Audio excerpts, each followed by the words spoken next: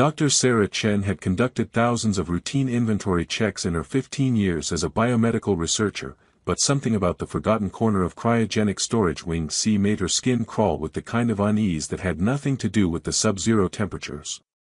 The preservation chambers here were older models, their status displays flickering with error messages that suggested maintenance had been deferred indefinitely, and according to her tablet, most contained specimens that had been classified as research inactive for years. Subject X-471, Sarah read from the database entry, her breath forming clouds in the frigid air as she approached a chamber that should have been emptied long ago. Preservation status, stable. Research classification, discontinued. Duration, 1,847 days. 5 years. Someone had been in cryogenic suspension for 5 years without active research protocols, which violated every ethical guideline the Titan research facility claimed to uphold. Sarah felt her stomach drop as she realized that discontinued research usually meant the subject had been written off as a failure and forgotten rather than properly terminated or transferred. She activated the chamber's external viewing port, expecting to see tissue samples or organ specimens that had been left in storage due to bureaucratic oversight. Instead, she found herself staring at a human woman. The subject appeared to be in her mid-20s, with delicate features that spoke of intelligence and vitality now held in perfect suspension. Her dark hair floated in the preservation fluid like underwater silk, while her peaceful expression suggested someone sleeping rather than trapped in medical limbo. But what made Sarah's chest tighten with recognition was how familiar the woman looked. Not personally familiar, but professionally familiar, like someone she might have met at research conferences. "This can't be right," Sarah murmured, consulting her tablet for additional information about Subject X-471. The database showed minimal details: female, age 24 at time of preservation, experimental protocols related to consciousness mapping, status changed to discontinued after 180 days of unsuccessful results. Consciousness mapping. Sarah felt cold realization settling in her stomach as she understood what she was looking at. This wasn't a preservation subject or tissue specimen, this was a human volunteer who had undergone experimental neural procedures and been abandoned when the research didn't produce expected results. Sarah's clearance level allowed her to access archived research files, and what she discovered made her hands shake as she scrolled through documentation that read like a horror story disguised as scientific progress. The woman in the chamber was Dr. Lydia Reeves, a brilliant neuroscientist who had been working on consciousness transfer protocols when she volunteered for experimental testing of her own neural mapping techniques. The procedure had been designed to create complete consciousness backups that could help patients with severe brain injuries, but corporate pressure for faster results had led to inadequate safety testing. When Lydia's neural pathways didn't respond as expected, leaving her in what doctors classified as a vegetative state, biotech dynamics had simply stopped trying. Non-viable for continued study, Sarah read from the final report, dated 5 years ago. Subject remains in preservation pending disposal authorization. Disposal authorization. They had been planning to terminate life support and dispose of a human being like failed equipment, but bureaucratic delays had left her in indefinite storage instead. Sarah stared through the viewing port at Dr. Lydia Reeves, whose research credentials showed publications in consciousness studies that Sarah had actually read and cited in her own work. This wasn't just a forgotten test subject, this was a respected colleague who had been reduced to a database entry and abandoned to die slowly in corporate storage. "Lydia," Sarah said aloud, her voice carrying clearly in the quiet storage facility. "Your name is Dr. Lydia Reeves, and you researched consciousness mapping protocols for neural trauma patients." She felt foolish talking to someone in cryogenic preservation, but something about reducing a brilliant scientist to Subject X-471 felt like participating in the dehumanization that had led to this situation. That's when the impossible happened. Through the viewing port, Sarah watched as Lydia's eyelids fluttered, not the random muscle contractions that sometimes occurred in preservation subjects, but deliberate, responsive movement. Her eyes opened slowly, focused with obvious effort, and found Sarah's face through the transparent barrier. "Oh my God," Sarah whispered, her scientific skepticism colliding with undeniable evidence that consciousness had been present behind the medical equipment all along. "You can hear me. You've been aware this whole time." Lydia's lips moved slightly, forming words that the preservation fluid made impossible to hear, but her eyes held intelligence, recognition, and something that looked like profound relief at finally being seen as a person rather than a specimen. Sarah's hands moved to the chamber's emergency controls before her rational mind could interfere with what her heart knew was right. "Lydia, I'm going to get you out of here. I'm going to bring you home." As she initiated the careful revival process that would reverse 5 years of artificial preservation, Sarah realized that she had just committed to saving someone whose existence challenged everything the corporate research establishment wanted to believe about failed experiments and acceptable losses. But looking into Lydia's eyes, intelligent, aware, grateful eyes that had been waiting years for someone to remember her name, Sarah knew that some choices were more important than career security or institutional protocols. "Hold on," she whispered to the woman whose consciousness had survived abandonment through pure determination and the hope that someone, someday, would speak her name and remember that she was human. The revival process would take hours, but for the first time in 5 years, Dr. Lydia Reeves was coming back to a world where someone knew her name and was willing to fight for her right to exist as more than a failed experiment. The medical bay that Sarah had hastily prepared for Lydia's revival looked more like a military field hospital than a proper research facility, but 5 years of corporate neglect had left her with limited options for conducting unauthorized patient recovery procedures. As the preservation fluid drained from Lydia's chamber and her body temperature gradually returned to normal ranges, Sarah monitored vital signs that told a story more remarkable than any research paper she'd ever published. "Neural activity is off the charts," Sarah muttered, studying readouts that showed brain patterns far more complex than what should be possible after extended preservation. "Lydia, if you can hear me, try to move your fingers." The response was immediate, slight movement that proved Lydia's consciousness wasn't just present but actively engaged with external stimuli. Sarah felt tears forming as she realized that this remarkable woman had been aware, thinking, and probably experiencing psychological torture for 5 years while her corporate supervisors classified her as non-viable research material. When Lydia's eyes opened fully for the first time since preservation reversal began, they held depths of experience that seemed impossible for someone who had been physically isolated from the world for half a decade. "How long?" Lydia's voice was barely a whisper, damaged by years without use but carrying intelligence that cut straight through medical protocols to the heart of what mattered.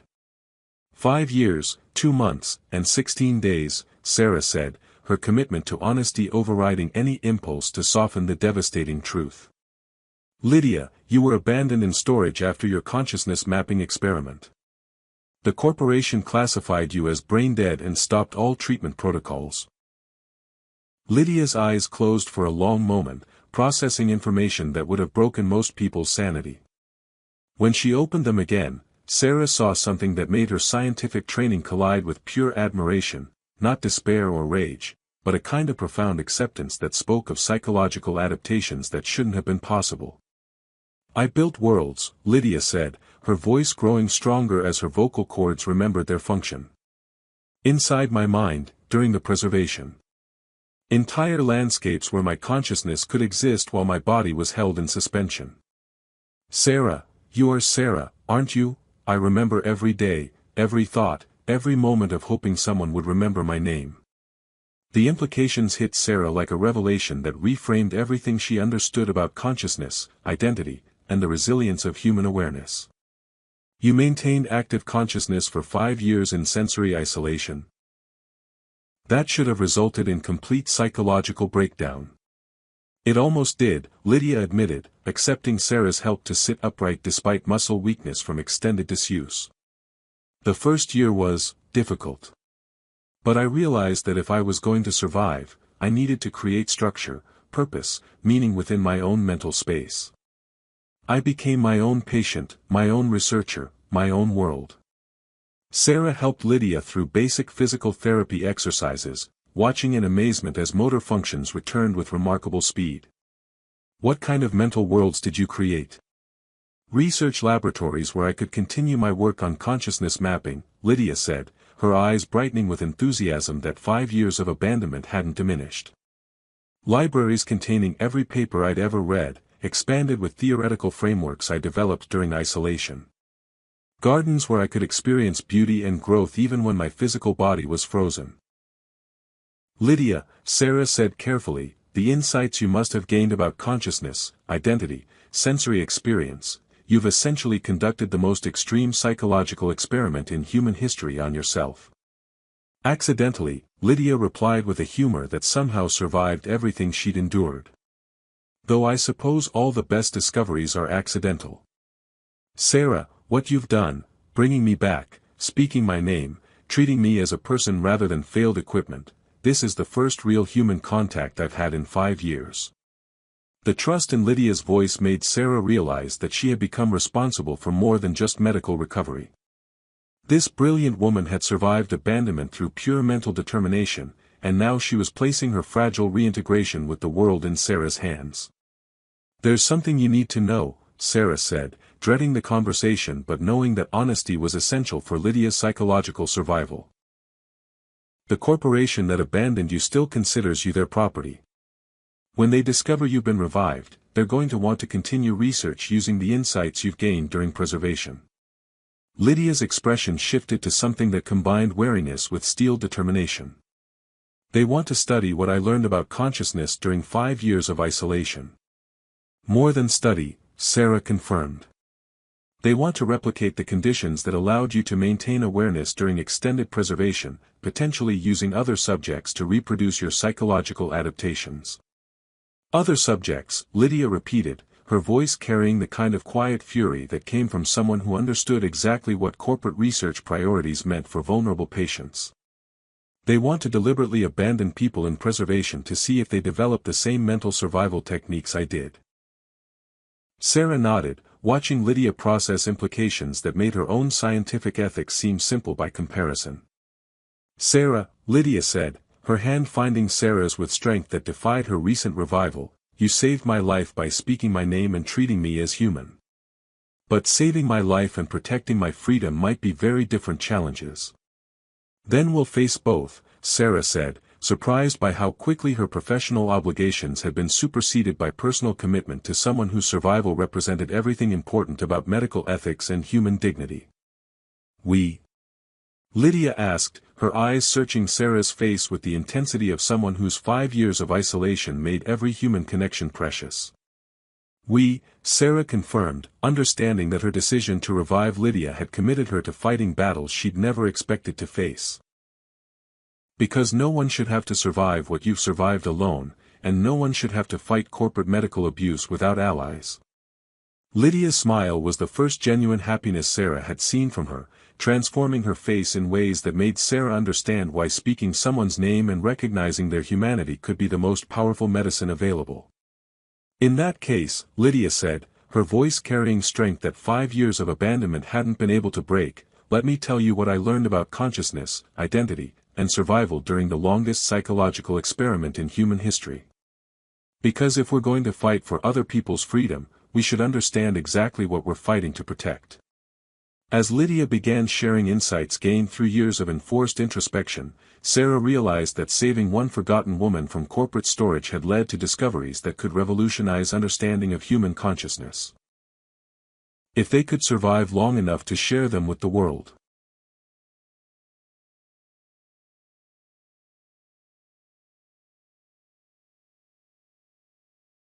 Sarah's worst fears about corporate retaliation materialized exactly 72 hours after Lydia's revival, when Dr. Marcus Webb arrived at the medical bay with legal documentation and security personnel whose presence made it clear that discussions about Lydia's status were over.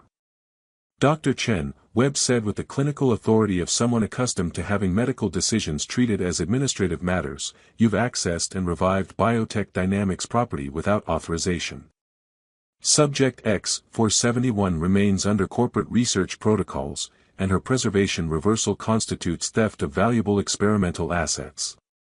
Sarah felt her scientific career colliding with ethical principles as she watched security guards position themselves between her and Lydia, who was sitting upright in her recovery bed with the alert awareness of someone whose 5 years of mental isolation had taught her to recognize threats immediately. Her name is Dar. Lydia Reeves, Sarah said, her voice carrying the conviction of someone who had spent 3 days learning to see a brilliant colleague rather than a database entry. She's a human being with legal rights, not corporate property. Dr. Reeves volunteered for experimental consciousness mapping procedures, Webb replied, consulting his tablet with the casual efficiency of someone reviewing equipment specifications. The signed consent forms include provisions for extended research protocols in cases where initial procedures require additional study. Lydia's voice cut through the administrative discussion with the precision of someone whose years of isolation had given her time to analyze every aspect of her situation. Dr. Webb, I volunteered for a 3-month consciousness mapping study with clearly defined parameters and exit conditions. 5 years of abandonment in storage exceeds any reasonable interpretation of informed consent. The research parameters were adjusted based on unexpected results, Webb said, his tone carrying the patient authority of someone explaining necessary procedures to uncooperative subjects. Your unique consciousness retention during preservation represents breakthrough developments in neural survival research. My unique consciousness retention, Lydia said, her voice taking on the kind of controlled fury that came from someone who had spent years thinking about injustice, was the result of psychological adaptations I developed to survive being forgotten. You're not studying breakthrough research, you're studying the mental survival techniques of someone you abandoned to die. Sarah watched the exchange with growing realization that Lydia's intellectual capabilities had been enhanced rather than diminished by her preservation experience, making her a formidable opponent for corporate manipulation despite her physical vulnerability. Dar. Reeves, Webb said, his clinical demeanor shifting slightly as he recognized that he was dealing with someone whose mental acuity exceeded his expectations. The insights you've gained about consciousness during extended preservation could benefit millions of patients with severe brain injuries. Surely you understand the importance of contributing that knowledge to medical advancement. I understand the importance of ensuring that my knowledge isn't used to justify abandoning other patients in storage, Lydia replied, her eyes meeting Sarah's with intensity that conveyed entire conversations about trust, partnership, and shared ethical commitment. Dr. Webb, if biotech dynamics wanted to benefit from my consciousness research, they should have maintained proper care protocols instead of classifying me as failed equipment. Webb's expression shifted to something that suggested negotiations were over and corporate enforcement was beginning. Dar. Reeves, your legal status as an experimental subject supersedes personal preferences about continued research participation. Security will escort you to the enhanced research facility where proper consciousness mapping protocols can be implemented. Enhanced research facility, Sarah said, her medical training translating corporate euphemisms into stark reality. You're talking about returning her to isolation storage while you study the psychological techniques she developed to survive abandonment. We're talking about conducting proper research into consciousness preservation methods that could revolutionize treatment for patients with severe neural trauma, Webb corrected, but his clinical language couldn't mask the ethical implications of what he was proposing. Lydia rose from her recovery bed with movements that defied 3 days of physical rehabilitation, her mental determination overriding muscle weakness in ways that reminded Sarah why this remarkable woman had survived 5 years of corporate negligence. Dr. Webb, Lydia said, her voice carrying authority that made security personnel hesitate despite their orders, I spent 5 years in isolation developing theories about consciousness, identity, and psychological survival. During that time, I also developed very clear ideas about medical ethics, patient rights, and corporate accountability. Theories developed by an experimental subject remain proprietary research data, Webb replied, but Sarah could see uncertainty in his expression as he realized that Lydia's intellectual capabilities presented complications he hadn't anticipated. Theories developed by a human being whose consciousness was preserved through personal determination remain personal property, Lydia corrected, her years of isolated contemplation having given her time to analyze every legal and ethical aspect of her situation. Dr. Webb, if you want to study consciousness preservation, I suggest you conduct proper research with willing volunteers and appropriate safeguards, rather than trying to replicate abandonment conditions that nearly destroyed my sanity. The standoff was interrupted by the arrival of Dr. Elena Martinez, whose appearance in the medical bay carried implications that made Webb's security team step back in recognition of someone whose legal authority exceeded corporate protocols. "Dr. Webb," Elena said, her voice carrying the weight of someone whose credentials commanded respect throughout the research community, "I've reviewed the documentation regarding Dr. Lydia Reeves, and I have significant concerns about biotech dynamics treatment of experimental subjects." Sarah felt hope flaring as she recognized Elena as someone whose reputation for ethical research could provide protection that corporate security couldn't override. "Dr. Martinez," Webb said, his corporate authority wavering in the face of someone whose professional standing made challenging her decisions politically dangerous, "this is an internal matter regarding proprietary research protocols. This is a matter regarding potential medical abandonment and abuse of experimental subjects," Elena corrected, her attention focusing on Lydia with the recognition of someone whose professional reputation had been built on protecting patient rights.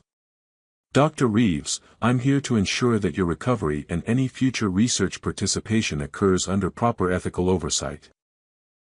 Lydia's expression shifted to something that combined relief with determination as she understood that Sarah's decision to save her had attracted allies with the power to challenge corporate abuse. "Dr. Martinez," Lydia said, "I'm prepared to share everything I learned about consciousness during 5 years of preservation, but only through properly conducted research that protects other patients from experiencing what I survived." Sarah watched the balance of power shift as corporate enforcement met professional ethics and legal accountability, understanding that Lydia's survival represented more than personal rescue, it was the foundation for challenging an entire system that treated human consciousness as expendable research material. "Dr. Webb," Elena said with finality that ended all discussion, "Dr. Reeves will be continuing her recovery under my direct supervision, and any future research will be conducted according to proper protocols with full informed consent and appropriate safeguards." As security personnel reluctantly withdrew and Webb retreated with the frustrated authority of someone whose corporate power had been checked by professional accountability, Lydia moved to Sarah's side with gratitude that went far beyond words. "You didn't just speak my name," Lydia said quietly, "you made sure other people would hear it and remember that I'm human. Thank you for giving me back not just consciousness, but the right to choose what happens to my consciousness."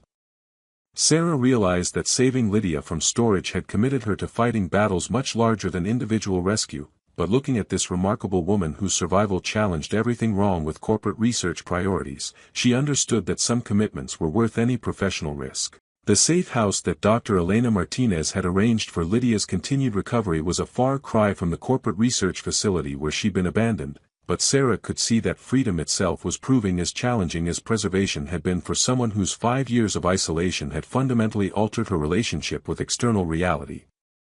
"The dreams are the most difficult part," Lydia explained during one of their evening sessions, her hands trembling slightly as she described experiences that went beyond normal trauma recovery.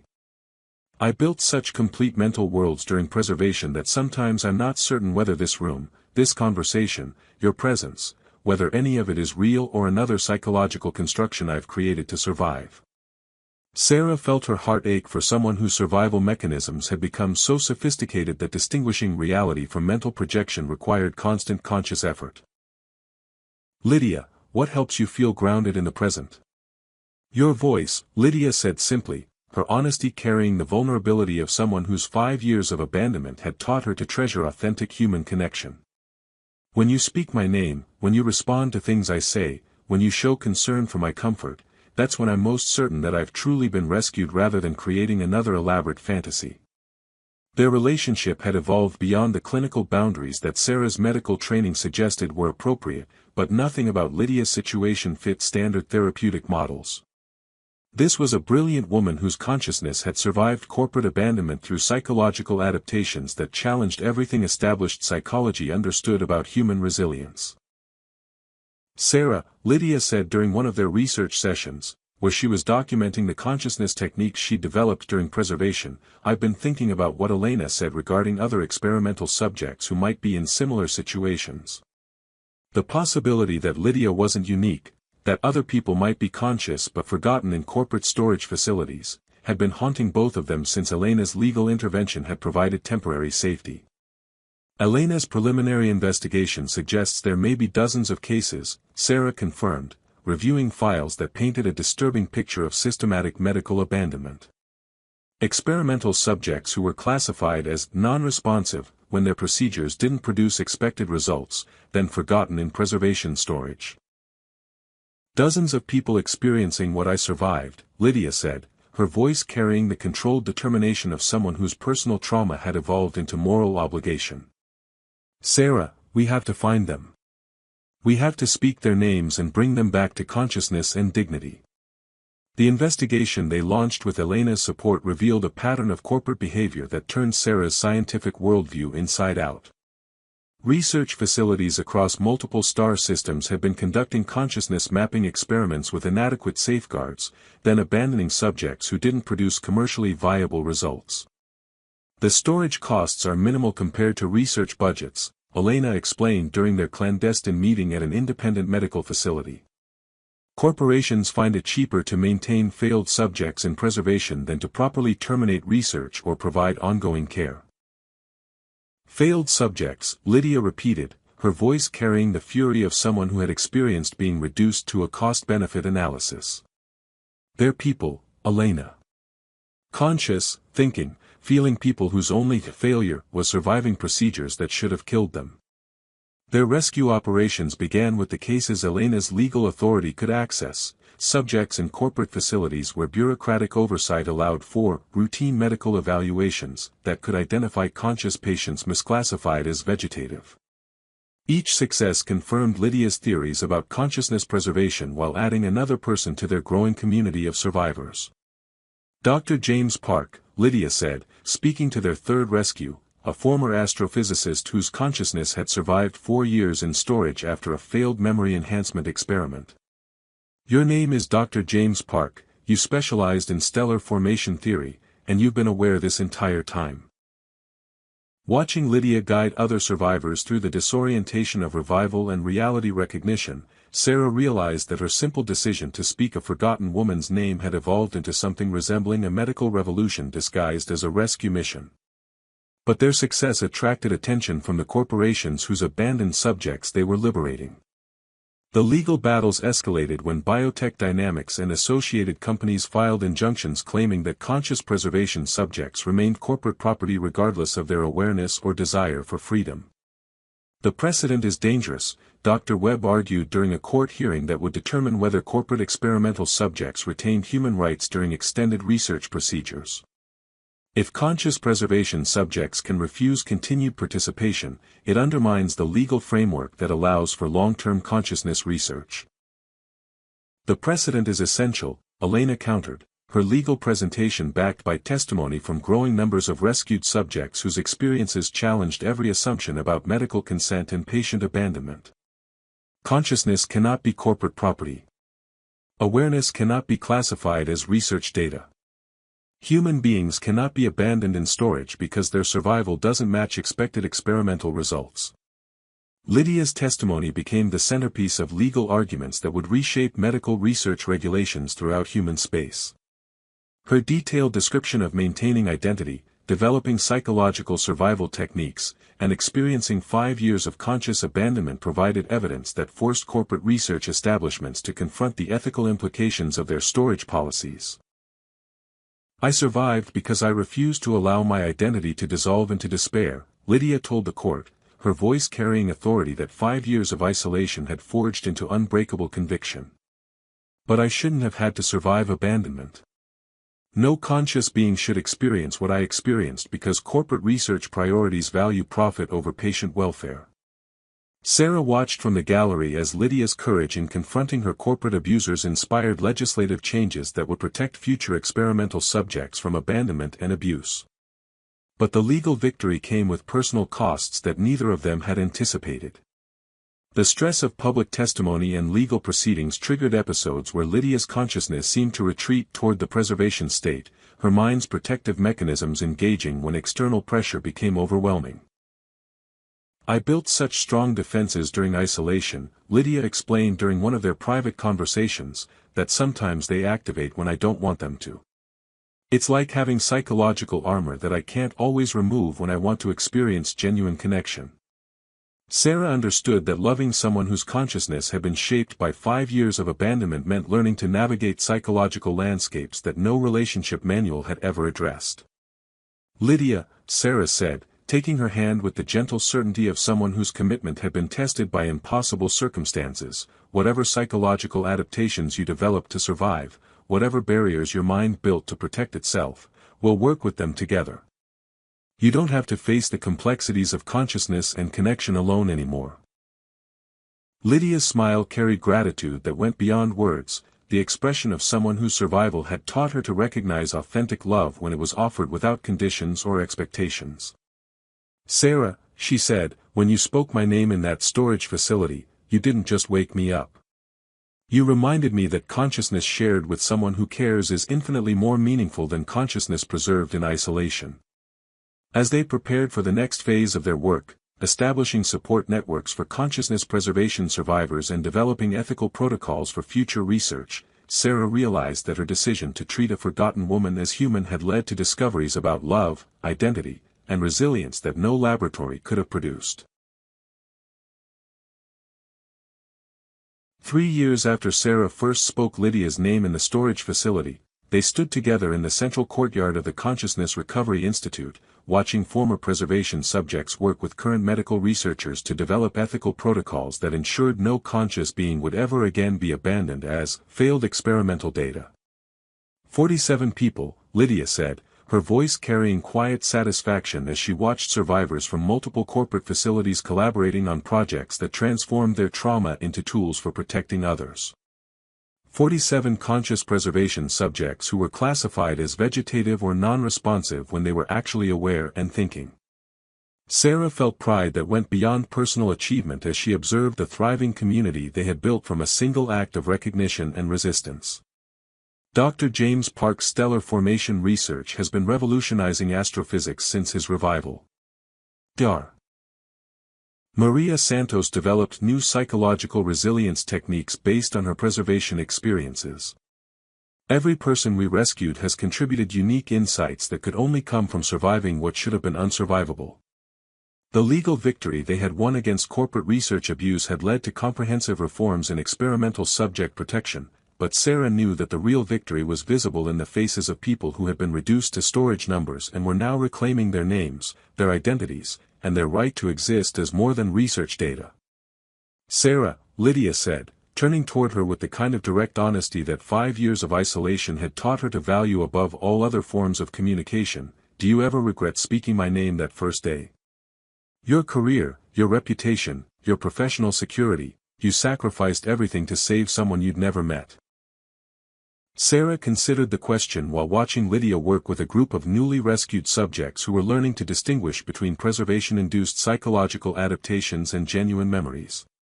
The woman who had blushed at simple compliments about her research during professional conferences had become someone whose understanding of consciousness, identity, and survival exceeded anything published in academic literature. "Just one regret," Sarah said finally. Lydia's expression shifted to concern, her sensitivity to emotional nuances enhanced by years of analyzing psychological states in extreme isolation. "What's that?" "I regret that it took 3 months of inventory checks to find you," Sarah replied, watching Lydia's face transform into the radiant smile that still made her heart skip despite 3 years of partnership. "Every day you spent in storage after I could have found you was a day of unnecessary suffering that my efficiency could have prevented." "Sarah," Lydia said, her voice carrying the gentle correction of someone whose perspective on time and suffering had been fundamentally altered by extraordinary circumstances, "those 5 years taught me things about consciousness and resilience that I could never have learned any other way. The suffering was real, but so were the discoveries. I wouldn't be able to help other survivors if I hadn't learned to survive myself." Their conversation was interrupted by Dr. Elena Martinez, whose legal advocacy had evolved into directing the Institute's Ethics Oversight Division. "Sarah, Lydia, we have our first successful prevention case. The monitoring protocols you developed detected a consciousness preservation subject at Meridian Research before abandonment protocols could be implemented." Dr. Rebecca Kim, Lydia said, consulting her tablet with the satisfaction of someone whose personal trauma had been transformed into systematic protection for others. Consciousness mapping experiment, unexpected results, corporate recommendation for research discontinuation. But this time, our monitoring systems caught the classification change before storage abandonment could occur. Sarah felt the profound satisfaction that came from knowing their work had prevented someone else from experiencing what Lydia had survived. How is Dr. Kim responding to intervention? Full consciousness, complete identity retention, grateful for advocacy that prevented abandonment, Elena reported. She's the 48th person whose name was spoken and whose humanity was recognized before corporate negligence could reduce her to a storage number. The success represented validation of everything they had built together, monitoring systems that tracked experimental subjects, legal protocols that protected consciousness research participants, and support networks that ensured no one would face preservation recovery alone. That evening, as they walked through the Institute's memorial garden where plaques honored the subjects who hadn't been rescued in time, Sarah reflected on how a simple decision to treat a forgotten woman as human had led to systemic changes that protected conscious beings throughout human space. The plaques are important, Lydia said, her hand finding Sarah's as they paused beside a memorial for subjects who had died during abandonment storage. They remind us that speaking someone's name isn't just about individual rescue, it's about recognizing that every consciousness matters, every identity deserves protection, every person deserves to be seen as more than experimental data. Sarah squeezed Lydia's hand, feeling the strength that 5 years of abandonment had forged into unbreakable determination to protect others from similar experiences. What's next for the Institute? Expansion to colony worlds where corporate oversight is minimal, Lydia replied, her voice carrying the authority of someone whose survival had given her moral standing that no corporate power could challenge. Training programs for medical researchers who want to conduct consciousness studies without risking patient abandonment. Legal advocacy for experimental subjects throughout human space. As they completed their walk through the memorial garden, Sarah realized that their love story had become something larger than personal connection. It was proof that recognizing someone's humanity could create ripple effects that transformed entire systems of medical ethics and patient protection. Lydia, Sarah said as they returned to their shared quarters in the Institute's residential complex, when I spoke your name in that storage facility, I thought I was just saving one person from corporate abandonment. And instead you saved dozens of people while creating systems that will protect thousands more, Lydia replied, her expression carrying gratitude that encompassed both personal rescue and systematic change. Sarah, consciousness shared is always more powerful than consciousness isolated. Speaking my name didn't just wake me up, it started conversations that changed how our entire civilization treats awareness, identity, and the right to exist as more than research material. In their private moments, away from the Institute's public mission and legal advocacy, Sarah still treasured the simple intimacy of someone whose consciousness had survived the impossible choosing to share that consciousness with her. Lydia's psychological adaptations from preservation meant that their relationship navigated territory no couple had ever explored, but it also meant that every moment of genuine connection felt precious in ways that ordinary partnerships rarely achieved. The neural integration episodes are becoming less frequent, Lydia reported during one of their evening conversations, referencing the times when her consciousness would briefly retreat toward preservation state psychological protections. Dr. Santos thinks it's because I'm learning to trust that external reality is stable and that the people I care about won't abandon me. And are you learning to trust that? Sarah asked, her concern for Lydia's psychological healing encompassing both professional interest and personal love. I'm learning to trust you, Lydia replied, her honesty cutting through years of academic training to touch the heart of what mattered. Sarah, you spoke my name when I was forgotten, fought for my freedom when I was claimed as property, and loved me when my consciousness was shaped by experiences no one else could understand. If I can trust that kind of commitment, I can trust that reality is stable enough for genuine connection. Their kiss carried the weight of everything they had survived and built together, recognition that had become rescue, rescue that had become resistance, and resistance that had become revolution in how conscious beings were treated throughout human civilization. Tomorrow we're interviewing candidates for the new Prevention Monitoring Division, Sarah said, reviewing their schedule while enjoying the simple pleasure of shared domestic routines with someone whose survival made every ordinary moment feel extraordinary. 49 people whose names will be spoken and whose consciousness will be protected before abandonment can occur, Lydia replied, her voice carrying satisfaction that personal trauma had been transformed into systematic protection for others.